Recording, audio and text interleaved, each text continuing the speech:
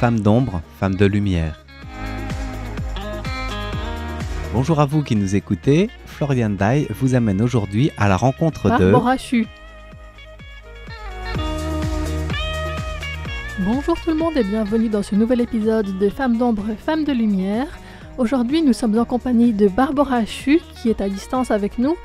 Elle est musicienne et chanteuse originaire de République tchèque et elle a vécu plusieurs années en Finlande et à Taïwan et sa musique reflète ses différentes influences. Elle nous explique comment son chemin l'a amenée à venir à Taïwan la première fois. La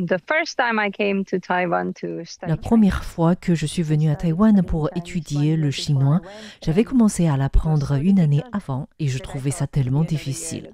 J'aimais vraiment la langue et je voulais continuer à l'apprendre, mais ça n'avait pas de sens d'y consacrer tant d'énergie si je n'allais pas sur place. J'ai donc demandé et obtenu une bourse de 6 mois pour apprendre le chinois à Taïwan.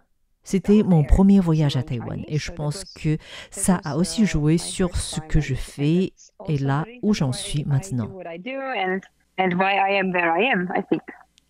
Avant d'en arriver à parler plus en détail de la musique que compose et joue Barbora actuellement, voyons d'abord comment elle est arrivée à lier ses études de chinois, Taïwan, avec son intérêt pour la musique et d'autres éléments qui étaient importants pour elle et qui restent toujours très présents dans son travail actuel. Quand je faisais ma licence, je prévoyais d'étudier les relations internationales et la culture ancienne chinoise m'attirait beaucoup. La musique était déjà mon truc. C'était quelque chose que j'avais toujours voulu faire. Et quand j'ai découvert la médecine chinoise, le tai chi, le thé et tout cet ensemble de traditions, ça m'a beaucoup plu. Vers la fin de ma licence, je suis tombée gravement malade et j'ai réalisé que faire du commerce ou devenir diplomate ne serait peut-être pas pour moi, que j'avais besoin de redéfinir mes priorités. C'était en fait une bonne chose. Je me suis rendu compte que je devais faire de la musique. Et comme j'étais déjà tombée amoureuse de Taïwan, j'ai fait mon master sur la musique la plus intéressante que j'ai pu trouver en zone rurale. Une autre chose très importante pour moi est d'habiter dans la nature et pas en ville. Et j'ai donc trouvé cette polyphonie bunun qui est différente de tout ce que vous avez déjà entendu. C'était un prétexte magnifique pour passer 6 mois dans un village de montagne. J'ai ainsi pu connecter les études chinoises, Taïwan, la nature et la musique.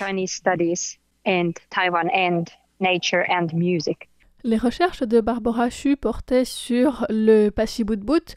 Je vous mettrai un lien sur la page internet pour pouvoir écouter ce chant polyphonique des autochtones bunun de Taïwan.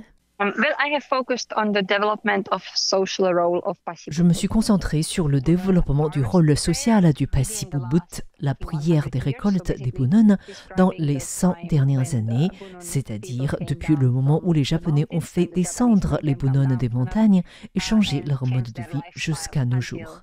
Il y a déjà une dizaine d'années de ça. Je suis allée dans plusieurs villages écouter le Passibut, poser des questions et essayer d'en apprendre plus surtout. Leur histoire, leur culture, leur vie quotidienne et la place qu'il y a à la musique. Pourquoi la musique est importante, quel rôle elle joue.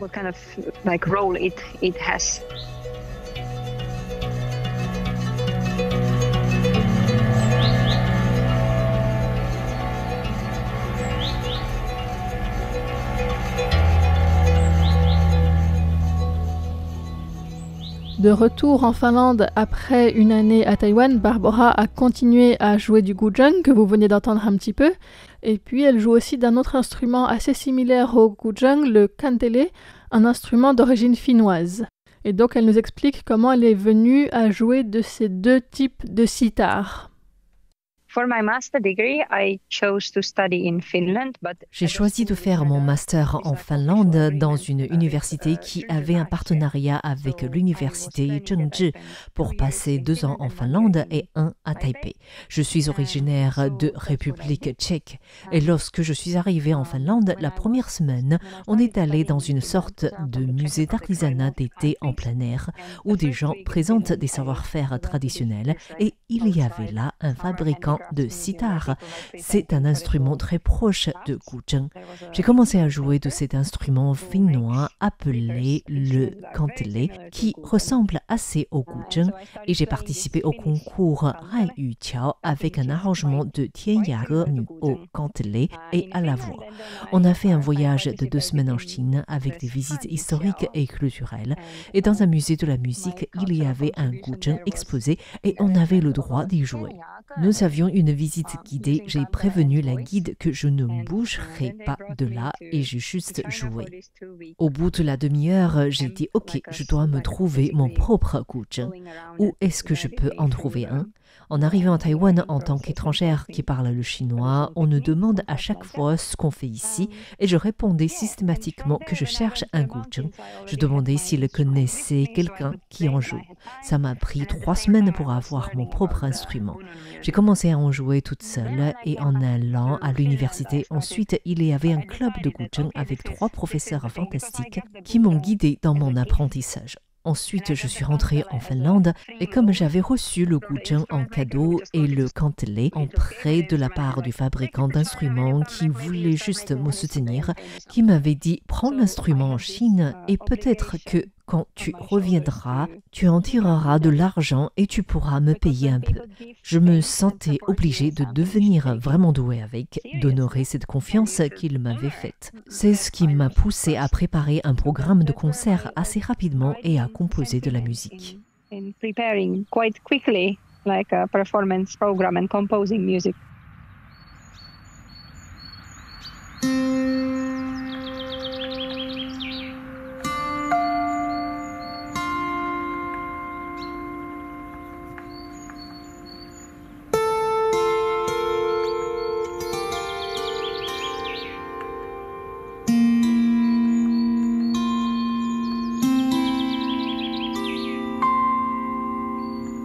C'est le cantelé que vous venez d'écouter. Quand on parle de guzheng, la plupart des gens imaginent cet instrument à 21 cordes d'1,60 m de long environ, qui est en fait un modèle qui date des années 60. Avant, il y avait toutes sortes de guzheng de différentes tailles et avec des nombres de cordes différentes. C'est un peu pareil pour le cantelé, qui est en fait une boîte avec entre 5 et plus de 40 cordes. Aujourd'hui, j'ai un instrument avec une dizaine de cordes que j'utilise par exemple quand je vais me promener. Et pour un concert, je prends généralement celui de 42 cordes qui est d'un design différent, plus gros. Je l'ai décoré avec des morceaux de bois sur la caisse de résonance parce qu'à côté du guzheng, il était tellement sobre. Et maintenant, le cantelé et le guzheng sont tous les deux très beaux. La plupart des cantelés ne sont pas aussi ornés que les guzheng qui sont habituellement décorés et que je trouve très beaux. Barbora joue non seulement de ces 2 instruments de musique, le guzheng et le cantelé, mais elle chante aussi et son premier album est le fruit de cette fusion entre non seulement 2 instruments, mais aussi 2 traditions poétiques qu'elle a elle-même mises en musique. Je me suis demandé comment amener le cantelé et le guzheng ensemble dans une œuvre musicale de façon sensible. J'ai réalisé que la Chine et la Finlande ont toutes les deux des grandes quantités de poésie ancienne qui en fait ne seraient peut-être pas vraiment de la poésie mais des paroles. Ces poésies étaient chantées mais nous n'avons plus les mélodies parce que les gens n'avaient pas d'outils d'écriture des mélodies. Ils pensaient peut-être que ce n'est pas important ou que les mélodies allaient être toujours transmises. En Chine, ils écrivaient des calligraphies, alors qu'en Finlande, c'était seulement une tradition orale, mais des 2 côtés, il y a cette façon de s'exprimer avec une forme de rythme, de rime, et les 2 étaient au moins parfois accompagnés musicalement. J'ai voulu partager ces très beaux textes et ces traditions en me laissant de la liberté pour créer quelque chose de nouveau.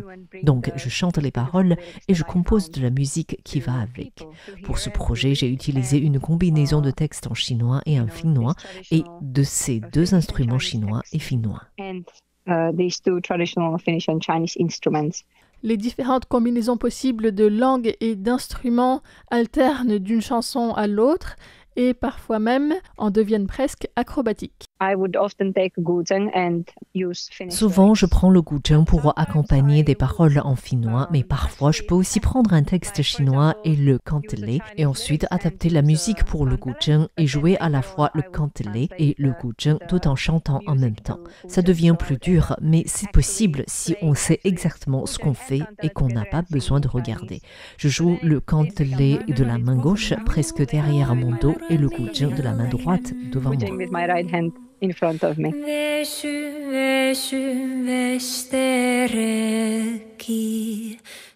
C'était Barbara Chu, invitée dans Femmes d'ombre, Femmes de lumière, une émission présentée par Florian Dai pour Radio Taïwan International. La semaine prochaine, nous retrouverons Barbara et nous parlerons de son deuxième album sorti tout récemment. Mais avant cela, je vous laisse écouter une chanson de son premier album, Nuku Nuku Nurmelintu. Nuku kun mie nukutan, vesy kun mie vesytän.